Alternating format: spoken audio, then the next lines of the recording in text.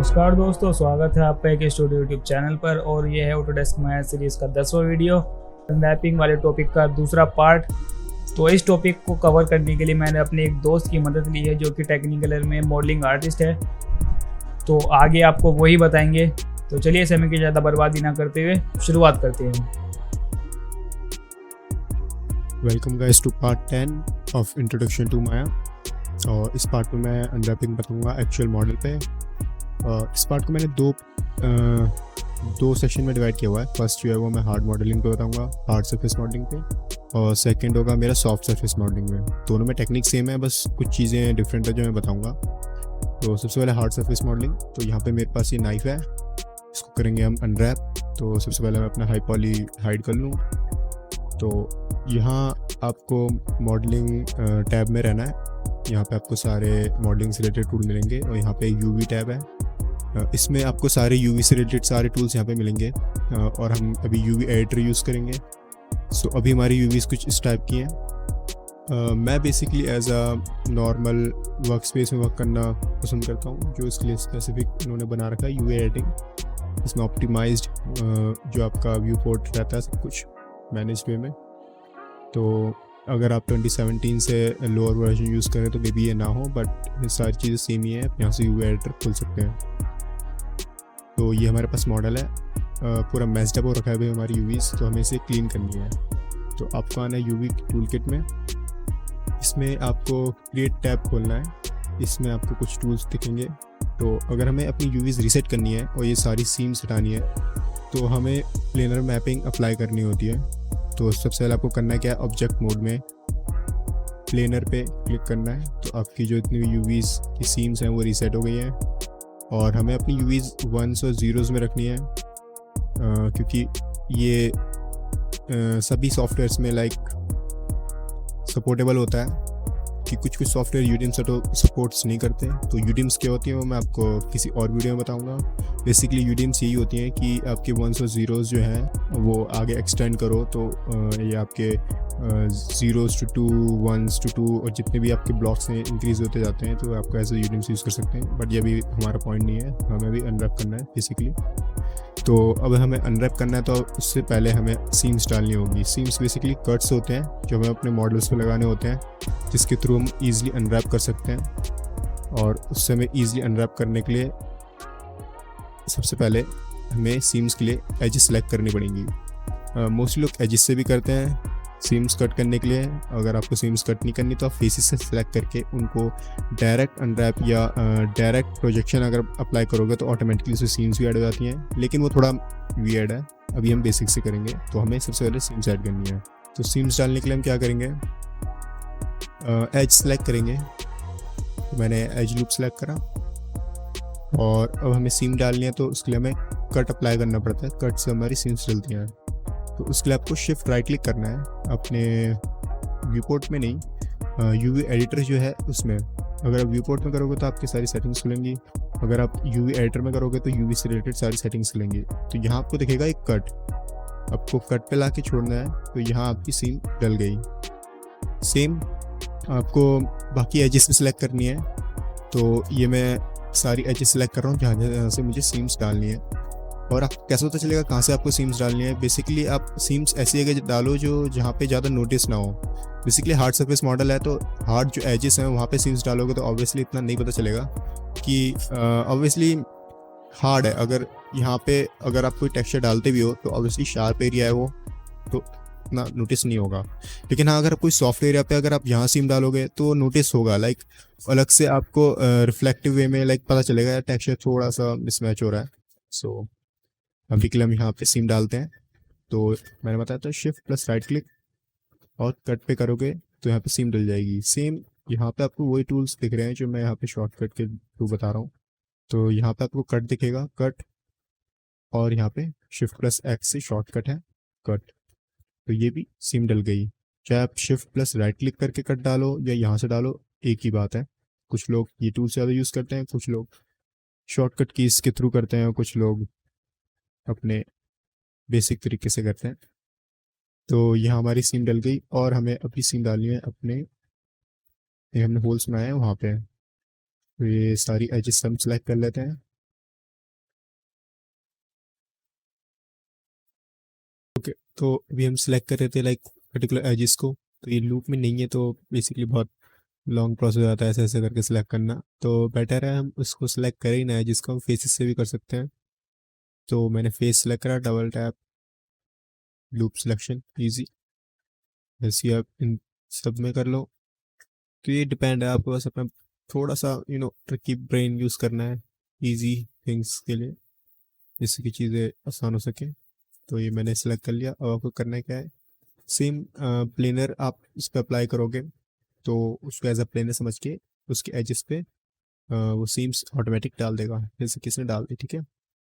Unwrap नहीं हुआ है, बस हमने एज अ सीम्स को इजी अप्लाई करने के लिए, लाइक करने के लिए हमने यूज़ किया है, ठीक है। तो ये हमारा हो गया।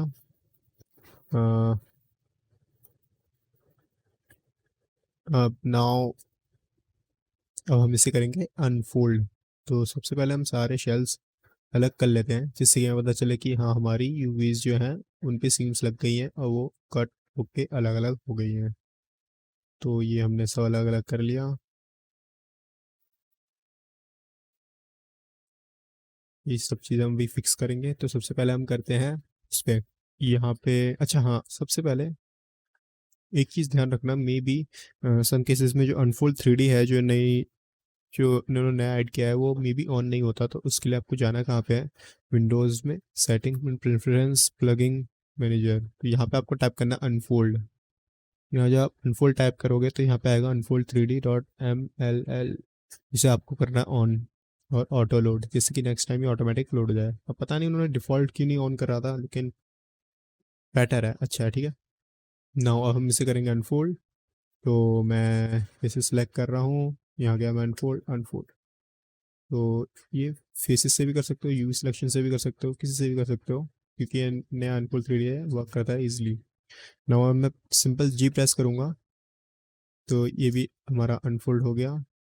इसको भी स्ट्रेट कर लेते हैं, डबल टैप, जी। काफ़ी सिंपल है और काफ़ी काफ़ी फास्ट है जो हमारा नया अनफोल्ड 3D है, और काफ़ी एक्यूरेट भी है। डबल टैप, उप्स, जी। हाँ, तो यहाँ पे कुछ हुआ, गायब हो गया हमारा मॉडल, दिख नहीं रहा कहाँ गया। एफ प्रेस करोगे तो काफ़ी वियर्ड सा छोटा सा हो गया। इसको फिक्स करने के लिए हम क्या करेंगे,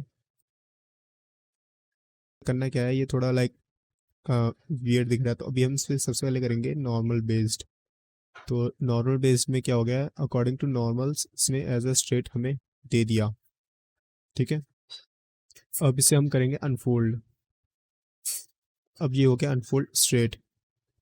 जरूरी नहीं नॉर्मल बेस्ड ये हर किसी पे काम करे, बट हाँ बेसिकली करता क्या है, अकॉर्डिंग टू नॉर्मल्स, जो भी इसके नॉर्मल्स होते हैं उसके स्ट्रेट एंगल्स में लेके, लाइक एज अ परपेंडिकुलर में वो एज अ फ्लैट प्रोजेक्ट करता है नॉर्मल्स के अकॉर्डिंगली, और आपकी यूवीज को एज अ 2D में प्रोजेक्ट कर देता है।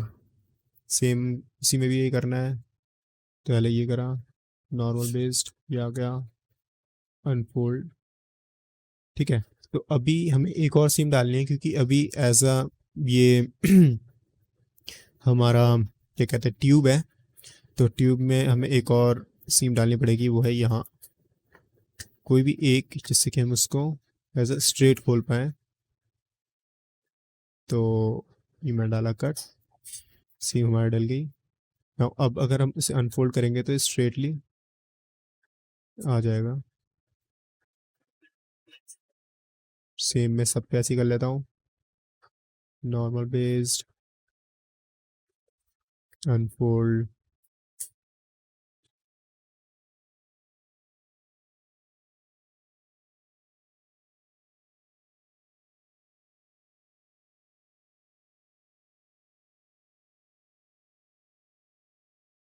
तो अभी हमने ये सब कर लिया अनफोल्ड।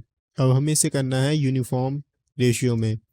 यूनिफॉर्म रेशियो में क्यों करना है, क्योंकि अगर कोई चेक का टेक्सचर, या मे बी अगर कोई ग्रेनी टेक्सचर या किसी भी काइंड ऑफ का पैटर्न वाला टेक्सचर डालते हो, तो उसमें थोड़ा वियर्ड दिखेगा। कैसे, जैसे कि मान लो यहाँ देखो आप इसको, तो उसमें कितने छोटे चेकर्स हैं, ठीक है। सेम अगर आप इसको देखोगे तो यहाँ पे कितने बड़े हैं, ठीक है। और हम जब अनफोल्ड वगैरह करते हैं तो हमारे साइज़ इशू आ जाता है, मे बी कुछ कुछ इतने बड़े भी हो जाते हैं। तो लाइक हमें इसे यूनिफॉर्म करना है। तो बेसिकली पहले क्या करते थे लोग लोग मैनुअली यूनिफॉर्म करते थे। अभी भी हम मैनुअली करते हैं कई सारे कॉम्प्लिकेटेड मॉडल्स में, लेकिन मैं अभी आपको एक ट्रिक बताऊंगा, इससे सारे एक क्लिक में हो जाएंगे। तो बट वो लाइक मैनेजमेंट के लिए नहीं है। लाइक अगर आपको यूवीज मैनेज करनी है तो मैनुअल के लिए तो बेटर है, क्योंकि ऑटोमेटिक इतना बेटर नहीं वर्क करता। तो आपको करना क्या है, सब सारे सेलेक्ट करने हैं and then shift right click layout. Layout का बॉक्स खोलना है आपको, यहाँ एडिट रीसेट। ठीक है, तो मैंने रीसेट कर दिया। तो सबसे पहले आपको करना क्या है, अनफोल्ड 3D पे ऑन रखना है, fix non manifold geometry on रखना है। और यहाँ पे आपको कुछ ऑप्शंस दिखेंगे। पहला है स्टैक सिमिलर। स्टैक सिमिलर से आपको नाम से पता चलता है कि जितनी सेम जितनी भी शेप्स होंगी उनको स्टैक कर देगा एक के ऊपर एक। तो अगर इन केस अगर आपके पास कुछ ऐसे मॉडल हैं जिनमें आप चाहते हो सेम टेक्सचर हो, लाइक कई सारे बोल्ट्स हैं, तो हर बोल्ट को आप यूवी में रखोगे तो वेस्टेज ऑफ यूवी स्पेस है। तो बेटर आप उनको एज अ स्टैक शेल कर लो। तो वो सारे जितनी भी उसकी यूवीज हैं बोल्ट्स की, लाइक 10 बोल्ट्स हैं तो 10 की यूवीज स्टैक हो जाएगी एक के ऊपर एक, और आप एक पे जो टेक्सचर डालोगे सब पे अप्लाई होगा। तो सेम अभी हम इसमें नहीं करेंगे क्योंकि अभी हमें लाइक बेसिक करना है और इसमें अभी जरूरत है भी नहीं। नाउ नीचे आपको दिखेगा शेल प्री ट्रांसफॉर्म सेटिंग। ठीक है, यहाँ पे आपको शेल प्री स्केलिंग दिखेगी, वो है प्रिजर्व 3D रेशियो। मतलब क्या है कि जो आपका मॉडल है उसको एनालाइज करके, उसके रेशियो को एनालाइज करके कि कहाँ पे कौन सा शेल किस रेशियो में है उसको इक्वली बांट देगा। तो जो जिस शेप का जिस साइज़ का होगा उसके अकॉर्डिंगली इनका साइज़ रिसाइज हो जाएगा। ओके, और यहाँ पे है प्रिजर्व यूवी रेशियो। तो दोनों ही है कि आपको यूवी रेशियो प्रिजर्व करना है या 3D मॉडल के अकॉर्डिंगली करना है। तो भी हमें मॉडल के अकॉर्डिंगली करना है। अब यहाँ पे दिखता है cell padding and tile padding. Cell padding नाम से पता चल रहा है कि जो आपका शेल है उसमें पैडिंग, पैडिंग मीन्स मतलब उसके बीच में आपको गैप रखना है। तो मैं यहाँ पे देता हूँ 5 पिक्सल्स।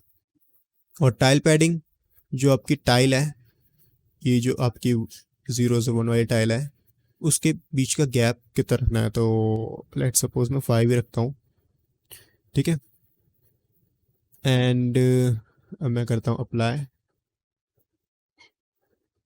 तो यहाँ पे इसने ऑटोमेटिकली सबका साइज नॉर्मल करके एज अ इक्वल अप्लाई कर दिया। ठीक है, आप कह रहे होगे तो इसने नॉर्मल लाइक जो आपकी यूवी टाइल है उसमें सेट भी कर दिया।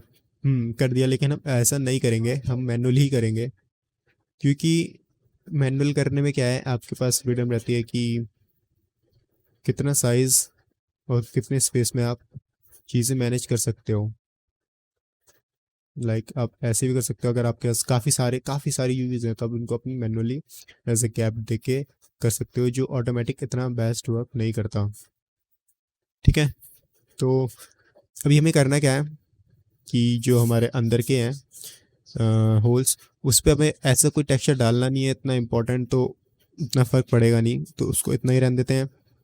लेकिन वो हमारा इतना स्पेस खा रहा है तो उसको हम यहाँ से उठाएंगे। मैंने पहले बोलता है जो उसका ऑटोमेटिक है वो इतना वर्क अच्छे तरीके से नहीं करता, वो स्पेस की वेस्टेज करता है बहुत ज़्यादा। ठीक है, तो इसको हम यहाँ पे रखते हैं। आप इसको दो पार्ट्स में और डिवाइड कर सकते हो। उससे होगा क्या कि जो आपका ये जो है स्ट्रिप जो है उसको और जगह मिल जाएगी और उसका साइज़ थोड़ा और इंक्रीज हो जाएगा। तो अभी हम कर ही लेते हैं, यहाँ पे कट डालते हैं। ये हमने कट डाला, ये हमने फेसेस दो सेपरेट कर लिए। ठीक है, तो अब हमें करना क्या है, हमें सबको सिलेक्ट करना है और स्केल करना है।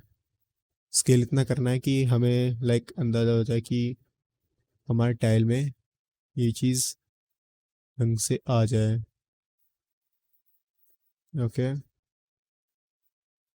तो जैसे कि अभी ये बड़ा आ रहा है, लेकिन हाँ ध्यान रखना ऑल सेलेक्ट करके करना, क्योंकि कुछ रेशियो हमें मेंटेन करने हैं और कुछ नहीं करने जो कि अंदर के हैं, क्योंकि हमें उसकी इतनी ज़रूरत है नहीं। तो हमें स्केल इतना करना है कि जो हमारा सबसे बिग पार्ट है जो कि ये है वो सही से आ जाए। ठीक है, ये सही से आ गया। अब ना बाकी पार्ट को हम अरेंज कर लेंगे जैसे भी हमें चाहिए, थोड़ा सा स्ट्रेट कर लेंगे। इसको भी लेते हैं, थोड़ा सा स्ट्रेट करते हैं।